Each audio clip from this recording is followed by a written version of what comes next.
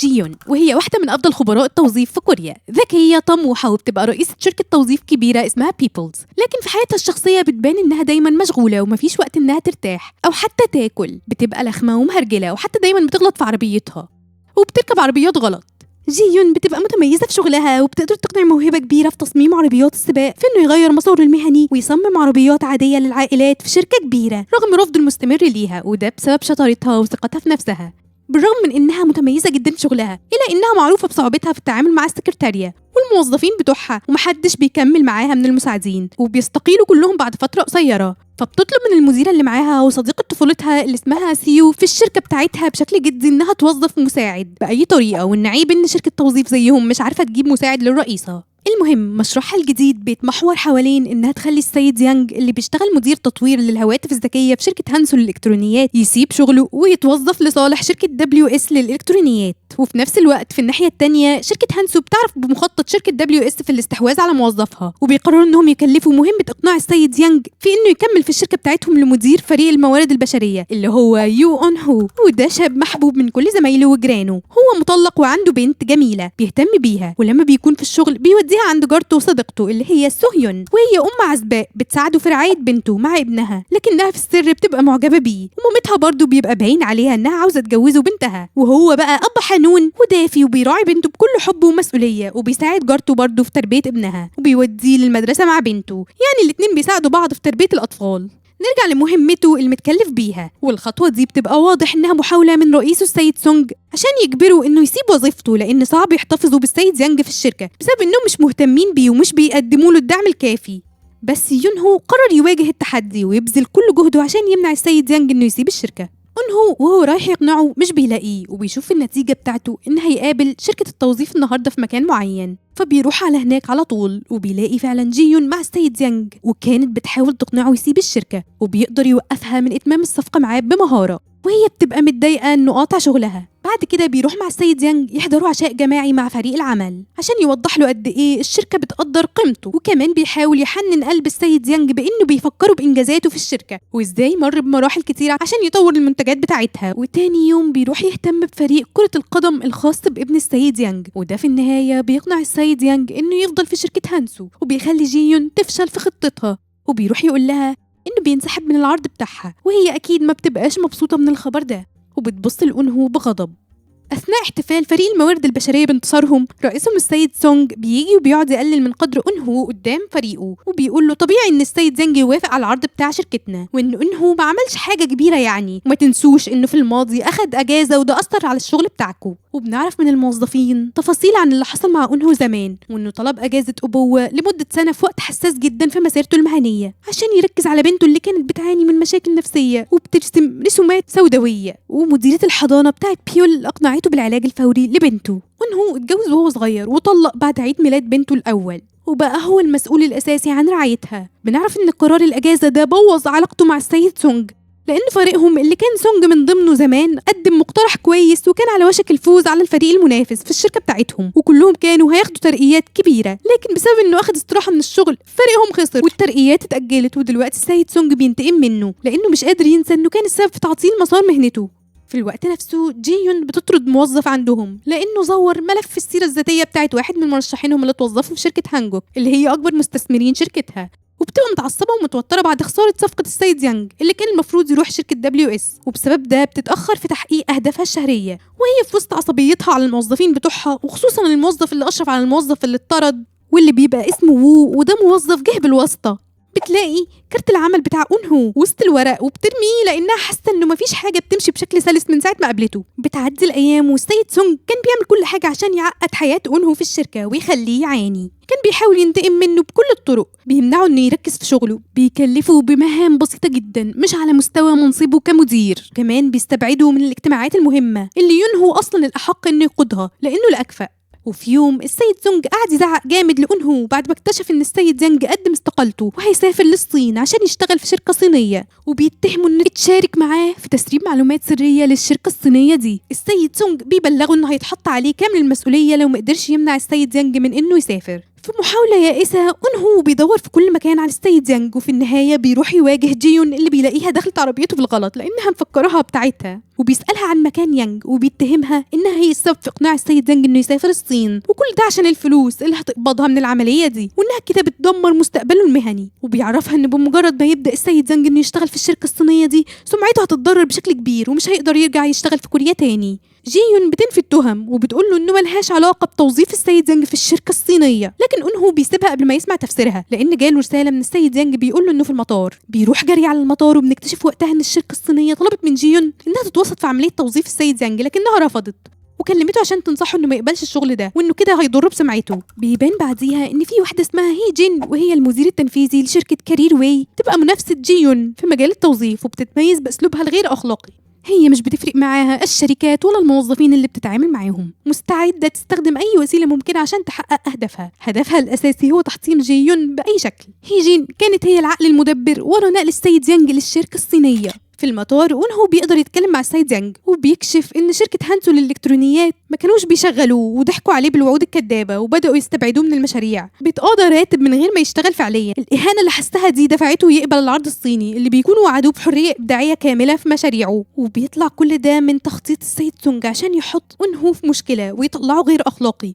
اشترك مع خاين لتسريب معلومات الشركة، وطبيعي بعد الموقف ده انه بينفصل من شغله. في مكان تاني سيو بتبقى هتتجنن من شغلتها كمساعدة مؤقتة لجيون وبتبقى مرهقة من كتر الشغل. وفي يوم بالليل بتشوف جيون وهي راجعة المكتب، لكن جيون بتنهار فجأة وبيغمى عليها وبيتم نقلها فورا للمستشفى. هناك الدكاترة بيكتشفوا انها بتعاني من مشاكل في الذاكرة بسبب الإجهاد الشديد وانقطاع الأكل، وبينصحوها تقلل من ضغط شغلها. في اليوم اللي بعده جيون بتوصل للمكتب وهي مصدومة لما بتكتشف ان أنهو بقى السكرتير الجديد بتاعها، وبنعرف ان بعد ما أنهو سمع خبر ان بنته خفت من المرض النفسي قرر ياخدها لمكتبة صديقه كانغ سوك اللي هو جوز سيو، اللي لما عرف خبر شفاها قرر يديها كل الكتب اللي هي عايزاها هدية عشان يحتفل بيها، وبارك لأنهو على مجهوده الكبير في رعاية بنته.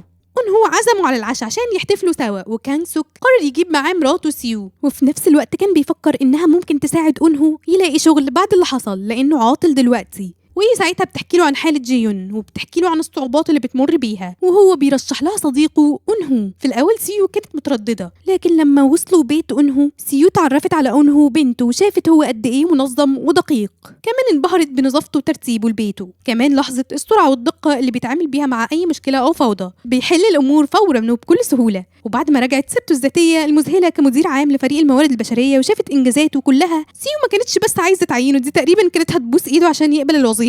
بس لما أنهو عرف إن المدير التنفيذي لشركة بيبلز هي جيون رفض الوظيفة فورا. سيو كانت يائسة إنها توظفه، فاقترحت عليه صفقة إنه يشتغل مع جيون لمدة 6 شهور على الأقل، وده هيشيل وصمة العار اللي في سيرته الذاتية، وفي المقابل وعدته إنها تساعده في الانتقال لأي شركة تانية بعد كده، وكمان قالت له هتضاعف مرتبه. بعد الضغط من بيول لباباها لأنها كانت عاوزة تشتري لعبة جديدة وده محتاج فلوس، فبيضطر يوافق. دلوقتي المشكلة بقت في قبول جيون لأنهو كسكرتير ليها، خصوصا إنها لسه زعلانة من الكلام القاسي اللي قاله لها آخر مرة. أنهو عرفها إنه عرف إن ملهاش علاقة بنقل السيد يانج للشركة الصينية، وإنه حتى نصحته ما يروحش لهناك، وقال لها إنه حاسس بالندم واعتذر لها بصدق، ووعدها إنه هيبذل كل جهده لمساعدتها في أي حاجة تحتاجها، لكن جيون رفضت تسامحه وبدأت تتجاهله. سيو بتاخده وبتعرفه على الفريق واحد واحد، هو بيقدم نفسه وفي واحد منهم قال له بالضحك يهرب بسرعة قبل فوات الأوان، عشان هم بيبقوا عارفين إن جيون ما بيفضلهاش مساعدين ودايما بيهربوا. وأخيرا عرفته بوو وهو المدير التقني للشركة اللي في الحقيقة مش بيعمل أي حاجة، بس تم تعيينه عشان هو ابن عيلة كبيرة مستثمرة في شركة بيبلز وعايزينه يشتغل عشان يكسب خبرة يعني، وبما إنه مش قادر يشتغل كمساعد ليها لسه ركز على مساعدته لباقي أفراد الشركة. جيون بتمشي من المكتب بتاعها عشان تقابل عميل، وهناك بتقابل ممثلة الرئيس التنفيذي لشركة سيلم، وهي اشتغلت معاها قبل كده وعجبها الموظف اللي رشحته زمان، فجاية تاني بطلب من الرئيس عشان بيبقى عاوز مهندس معماري يبني برج كبير يكون من معالم كوريا. جيون بتوافق بكل ثقة على المهمة، بعدها بتتفاجئ بوجود هيجين قدامها اللي بتقعد تقلل منها وتقول لها انها تفضل في المركز التاني دايما بعد شركتها، بس جيون بتعرفها ان بسبب طريقتها الغير شريفة الشركات بتعاملهم باحتقار، وهيجين قبل ما تمشي بتتمنى لها الانهيار. وبمرور الأيام يونهو ما قدرش يحقق أي تقدم في إنه يخلي جيون تعامله كمساعد ليها، لأنها كانت بتصر إنها تتجاهله وبترفض تديه أي فرصة. بس نبص للجانب المشرق، إنه بقى محبوب جدا من زمايله في المكتب، خصوصا بعد ما حل مشاكل متراكمة من سنين وطور نظام البحث في الملفات اللي خلى شغل الكل أسهل وأسرع. ورغم كفاءته الواضحة، جيون استمرت في عنادها وتجاهلها ليونهو، لكن يونهو ما استسلمش وراقبها وقرر يركز كل جهوده في مساعدتها حتى لو من غير ما تطلب. وبسبب سيو اللي كانت مصرة تساعده إن ياخد عنها الحمل ويساعد جيون، ادت له كل المعلومات اللي هتقدر تساعده إن يتعرف على جيون أكتر كرئيس تنفيذي، زي جدول أعمالها وملف المنافسين بتوعها والعملاء والمرشحين. وهو طبعا درس كل حاجة بحيث يعرف يرد على أي سؤال تسأله في أي وقت. وجهوده ما وقفتش هنا، لا، وكمان بدأ يساعدها على المستوى الشخصي. نظم مكتبها، جاب لها قهوة من المكان المفضل ليها، قعد ساعات أكتر بعد الشغل عشان يخلص شغلها، حماها من أي حوادث محتملة زي الخبطات والزحلقة وإنها تركب عربيات غلط. وفي النهاية جيون واجهته وقالت له إنه بيضيع وقته، وعرفته إنها مستحيل تشتغل مع شخص مش بيحترمها أو بيحترم شغلها، وده اللي بينته تصرفاته معاها في الماضي. يون اعتذر بصدق عن سوء تقديره ليها وقال لها إنه ما عندوش مكان يروحوا تاني غير هنا، ووعدها إنه مش هيفترض أي حاجة عنها بعد كده قبل ما يعرفها كويس، وهيركز على دعمها بكل الطرق الممكنة. وأكد ليها إنه عنده خبرة إدارية كبيرة وقدرة على تعلم أي حاجة جديدة بسرعة، وكمل وقال إن كل اللي محتاجاه إنها تطلب منه وهو هيقوم باللازم.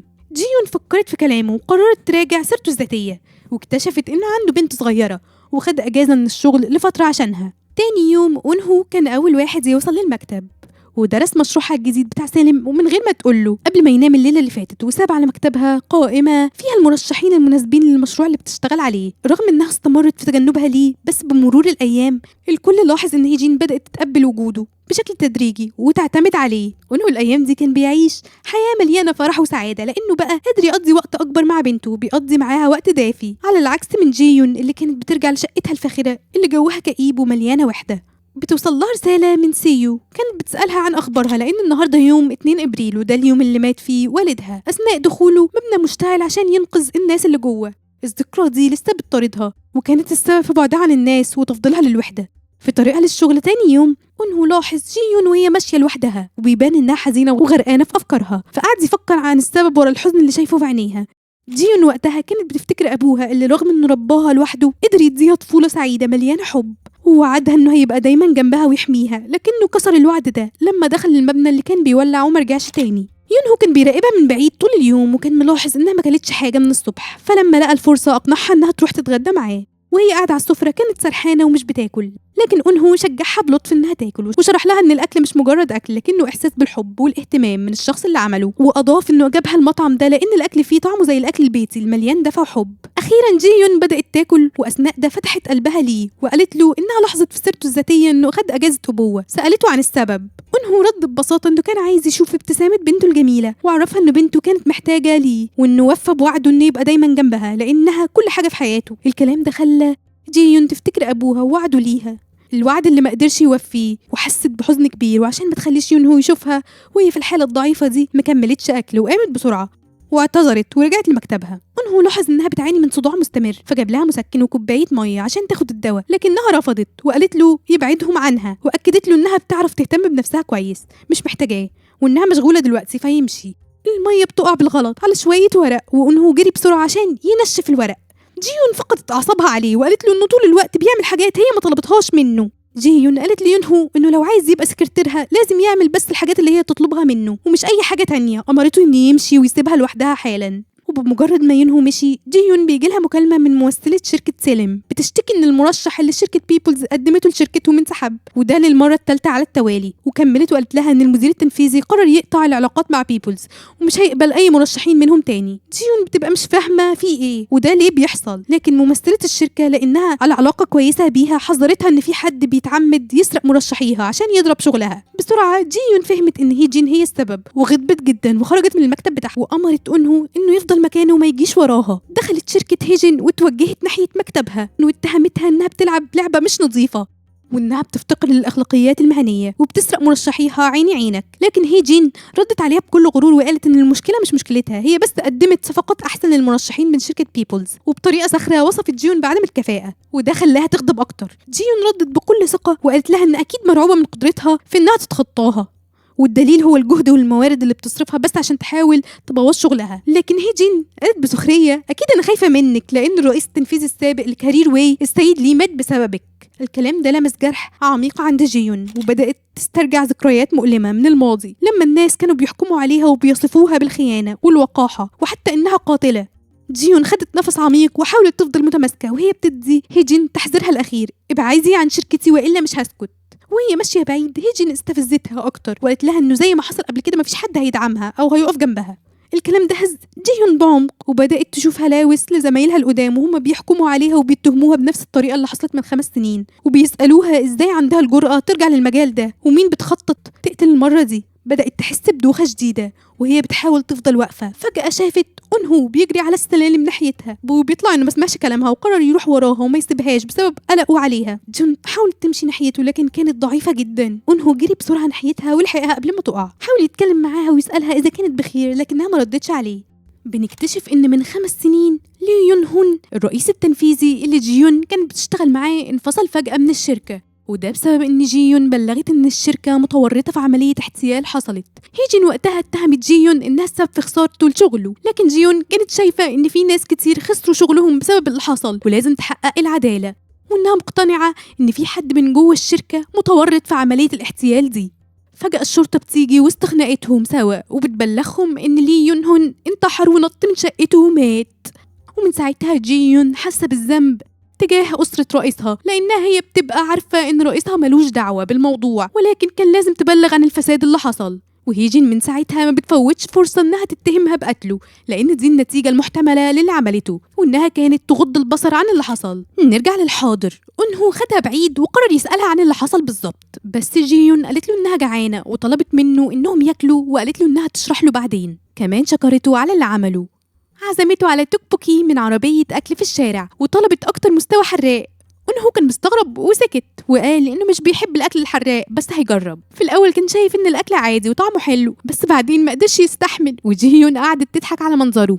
اللحظة دي خلتهم ينسوا شوية من الحزن اللي عندهم. وقتها سيو كلمته عشان يروح لجيون عشان كانت قلقانة عليها، بس بعد فترة بتبعت له وبتقول له خلاص المشكلة اتحلت، وبيطلع إنه شافها لما أنهو ساعدها، وبيبقى باين كمان إنه معجب بيها من طرف واحد. تاني يوم جيون بتعمل اجتماع وبتعترف بخطأها في إن المشروع يفشل، لكن الفريق بتاعها بيهونوا عليها الخسارة وبيشجعوها وبيعرفوها إن ده بسبب شركة كارير واي اللي سرقت مرشحينها عن عمد. ما بتكترش في الكلام وبتقول لهم يركزوا أكتر على المشاريع اللي جاية عشان يعوضوا الخسارة. بيتشاوروا بعديها في المشروع الجديد اللي هيشتغلوا عليه، وبيبقى توظيف رئيس للطباخين لفندق جانيل. بتطلب من الموظفين انهم يحضروا معلومات عن الفندق ده ويحدثوا قاعدة البيانات ويجهزوا لائحة بالمرشحين المناسبين للمنصب خلال يوم واحد بس، وده خلاهم يحسوا ان الوقت ضيق جدا. واثناء ما الفريق كان شغال ساعات اضافية أنهو راح جاب لهم بيتزا عشان يشجعهم. الكل كان مبسوط وبياكل، ولما جيون دخلت وشافتهم اتجاهلتهم ودخلت مكتبها. سيو كانت مبسوطة ان أنهو بيساعد الموظفين وعامل جو حلو في المكتب.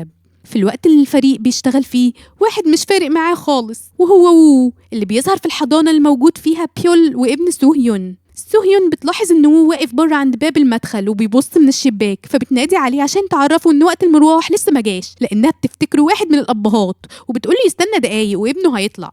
لكن ده بيزعله جدا وبيروح ناحيتها يفهمها انه مش والد اي حد هنا، هو حتى مش متجوز. الاطفال بيطلعوا من الحضانة ووو بيروح يقابل مديرة المدرسة، وبتطلع مرات أخوه المتوفي وبيبقى جاي عشان يحتفل بعيد ميلادها. بيبقى لسه محافظ على علاقته معاها بالرغم من موت أخوه.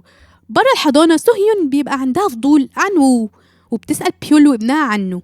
نرجع للشركة، والشخص اللي اختاروه انهم يرشحوه للوظيفة هو الشيف هان جونغ بون، وهو اتخرج من مدرسة طبخ في ايطاليا مشهورة وعنده خبرة كبيرة في المجال لانه اشتغل في مطاعم كبيرة في اوروبا وامريكا. ومن 5 سنين رجع كوريا وشارك في برنامج تلفزيوني، وده خلاه نجم مشهور جدا بسبب اطباقه المميزة اللي بقت ترند. دلوقتي الشيف نادرا ما بيظهر في التلفزيون لانه مركز بس على مطعمه الفخم اللي فتحه من 2 سنين. جيهيون كانت متأكدة ان الشيف هان مهتم بعرضها لانه طلب يقابلها شخصيا، لكنها لما قابلته وافق على العرض بس بشرط واحد، ان يشتغل مع مساعدته الشخصية لانها متعودة على طريقة شغله وبينهم تفاهم كبير. جيهيون قالت له انها تحاول تناقش الموضوع مع إدارة فندق جانيل وانهم اكيد مش هيعترضوا بما انه هو اللي رشحها. واثناء ما هم بيتكلموا شافت أنهو وهو بيساعد المساعدة بتاعت الشيف. أنهو بيشوفوا إن المساعدة شاطرة وبتحب شغلها ومهتمة بالتفاصيل لأنها بتقعد تشرح له عن كل نبات هم زارعينه وأهميته في الأكل وطريقة استخدامه. جيون بعديها بتدخل المكتبة بتاعت زوج صديقتها سيو وبتلاقي هناك بيول بنت أنهو اللي هي ما تعرفهاش. بيول كانت بتحاول تاخد كتاب من على الرف ومعرفتش توصله. جي يون ساعدتها واخدت الكتاب، لكن بدل ما تديها الكتاب خدته لنفسها. بيول كانت متضايقة لأنها هي اللي حاولت تاخد الكتاب قبليها، فقالت لجي يون إنها هي اللي المفروض تقراه. جي يون سألتها لو بتعرف تقرا كل الحروف، وردت عليها بيول بأيوة، وقالت لها طب اقري العنوان ده، وطلع إنها لسه ما بتعرفش تقرا كويس. جي يون قالت لها إنها لازم تتعلم الحروف الأول قبل ما تقرا الكتاب ده. في اللحظة دي سو هيون دخلت وبيول راحت عندها. جي يون وقتها جالها مكالمة تليفون وكان لازم ترجع المكتب، فقررت تدي الكتاب لبيول وعرفتها إنه لسه مش مسموح لها تقراه وبيطلع مكتوب عليه للكبار فقط. بيول بتصمم إنها تتعلم الحروف عشان ما تكسفش نفسها تاني لما تقابل جي يون، وخدته تحدي حتى لما باباها قال لها يلا تعالي كلي ما رضيتش. في الاجتماع بعد كده الموظفين بيتناقشوا في الشائعات الغريبة المنتشرة عن الشيف هان والمساعدة الشخصية بتاعته هين. سمعوا من زملائهم في الشغل ان في شائعات بتقول ان هين على علاقة بالشيف وبتستغل علاقتها الشخصية معاه عشان تاخد معاملة خاصة. هين معروفة انها لطيفة وجميلة وبتنفذ كل طلبات الشيف هان، بالرغم من ان الشيف هان معروف بصرامته وبانه بيختار الناس اللي عندهم مهارة وتخرجوا من بره من جامعات مرموقة، إلا إنه خالف القاعدة دي مع هين، لأن هين مش متخرجة من مدرسة مرموقة ولا حاجة ومش شاطرة للدرجة دي، وبدأت مسيرتها في إنها تغسل المواعين لحد ما وصلت لمنصب مساعدة الشيف. موظفين بيبلز بيقترحوا تغيير المساعدة عشان يتفادوا أي مشاكل في المستقبل، بالرغم من انه مفيش اي دليل واضح على الشائعات، الا ان المؤكد ان في علاقة بين الشيف هان والمساعدة هين. هم من حقهم يتوعدوا، لكن المشكلة لو هين بتستغل العلاقة دي عشان تتعامل معاملة خاصة بدل ما تعتمد على مهارتها وشطارتها. جي يون بتقرر انها تكتفي بتوظيف الشيف هان بس، سواء الشائعة دي صح او غلط، لكن لازم يكون في سبب واضح يبرر القرار ده قدام الشيف. أنهو اقترح انهم يركزوا في التحقيق عن الموضوع لانهم ما يعرفوش القصة الكاملة، ودايما لما الناس تتأثر بالشائعات بيغفلوا عن الحقيقة. لما جيون وأنهو بيواجهوا الشيف هان رد عليهم وقال لهم انه مش على علاقة بهين، وان في ناس في الفريق بيغيروا منها بسبب منصبها، لان وجود مديرة مطبخ ومساعدة طباخ ما درستش في مدارس مرموقة خلى بعضهم يشعر بالإهانة، فنشروا الإشاعة دي وأكد على كفاءتها بدون تحيز. أثناء وهم ماشيين جيون وأنهو لاحظوا إن إيدين الشيف هان كانت بترتعش، لكن هين بسرعة ساعدته عشان ما يبانش قدامهم. في الليل أنهو وجيون قرروا يدوروا على معلومات أكتر عن الشيف والمساعدة بتاعته، لأنهم حسوا إن في حاجة غريبة وإن الموضوع مش موضوع كفاءة. اكتشفوا وقتها إن الشيف هان كان عامل عملية في أعصاب إيده اليمين، وده السبب اللي خلاه يختفي من التلفزيون وما يظهرش في برامج الطبخ الفترة الأخيرة. وبيلاحظوا إن في نفس الوقت اللي توقف فيه عن الظهور في التلفزيون هين بدأت تشتغل معاه كمساعدته الشخصية في المطبخ. ودلوقتي عرفنا إن في سبب تاني خلاه يختار هين. الصبح جيون قابلت الشيف هان مرة تانية عشان تواجهه، وهو وقتها اعترف بكل حاجة وقال لها إنه عنده فعلا مشكلة في إيده، ووضح إنه عشان كده كان بيعتمد على المساعدة بتاعته لأنها الوحيدة اللي كانت عارفة عن حالته الصحية. الشيف هان طلب من جيون إنها ما تقولش حاجة لإدارة فندق جانيل، وشرح إن إيده التانية لسه شغالة كويس بس الإيد المصابة ساعات بتنمل، وإنه بياخد علاجه بانتظام. هو ما يقدرش يتخلى عن مسيرته المهنية بسبب المشكلة دي، لأن الوصول للمكان اللي هو فيها ما كانش سهل عليه. بترجع جيون مكتبها وبتقعد تفكر في حل الموضوع، وأثناء ده بيشوفها أنهو وبيتناقشوا في الموضوع، ولأن الوقت متأخر بياخدها بعربيتها لبيتها. وأثناء ده هي بتبقى مرهقة وراحت في النوم. هو عشان ما يصحهاش لأنه شايف قد إيه هي بتتعب في الشغل سابها وقعد يلف بالعربية، وهي بعد شوية وقت بتفوق وبتبقى ملاحظة إنه لف بيها عشان ما يصحهاش، وبتشكره على مجهوده وبتمشي. اليوم اللي بعده جيون بتقابل إدارة فندق جانيل بتعرفهم إن الشائعات اللي بين الشيف هان والمساعدة بتاعته مش صحيحة، لكنها وضحت إن الشيف هان بيعاني من مشكلة في إيده، وإنه بعد العملية الأمور ما مشيتش تمام، وهي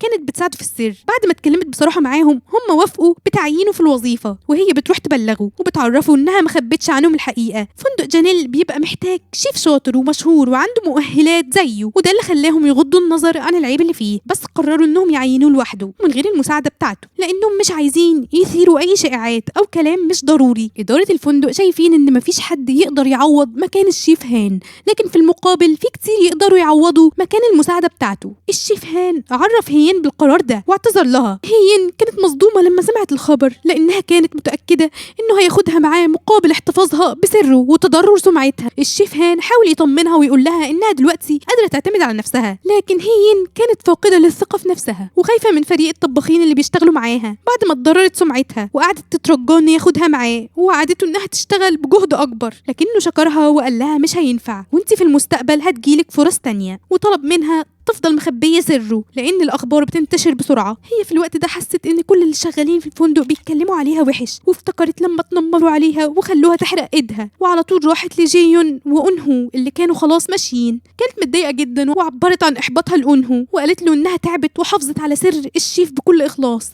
وبعد كل ده هو خانها وإنها مش هتقدر تكمل شغل من غيره. وأنهو قال لها إن مفيش سر بيعيش للأبد، وإن الاعتماد على الغير نفس الحاجة مش بيدوم. لو هي ما عندهاش ثقة في نفسها مش هتقدر تستمتع بشغلها في أي مكان تروحه، وبيقول لها إنها شيف عظيم وطلب منها تبطل تعتمد على الآخرين وتثق في نفسها. وقت الحوار ده جيون كانت قاعدة في العربية وبتسمع كل حاجة من بعيد واتأثرت وأعجبت بكلامه، ولما بتخلص شغل بتعدي على المكتبة وبتلاقي بيول مستنياها عشان توريها إنها بقت تعرف تقرأ، وهي بتقعد معاها وبتسمعها بكل تركيز.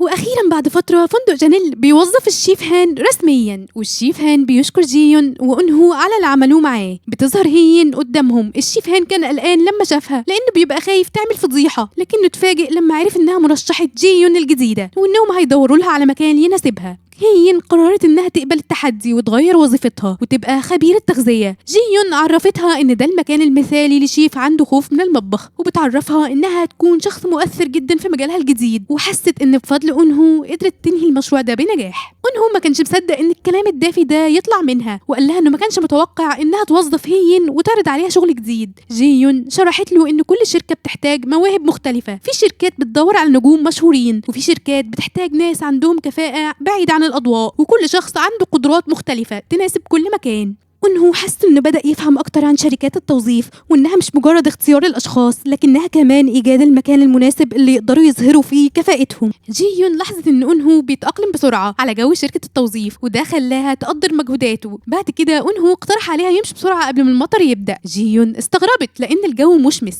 وفعلا بدأ المطر ينزل. انهو طلع شمسية من شنطته، لكنها كانت شمسية وردية وشكلها طفولي، واضح انها تخص بنته الصغيرة. جيون ضحكت لما شافت الشمسية وبدأت تستهزأ بيه بطريقة ظريفة، وده خلى انهو يحس بالإحراج. وبكده خلص الجزء الأول. استنونا في الجزء الثاني، وما تنسوش تعملوا لايك وشير وسبسكرايب وتفعلوا الجرس. سلام.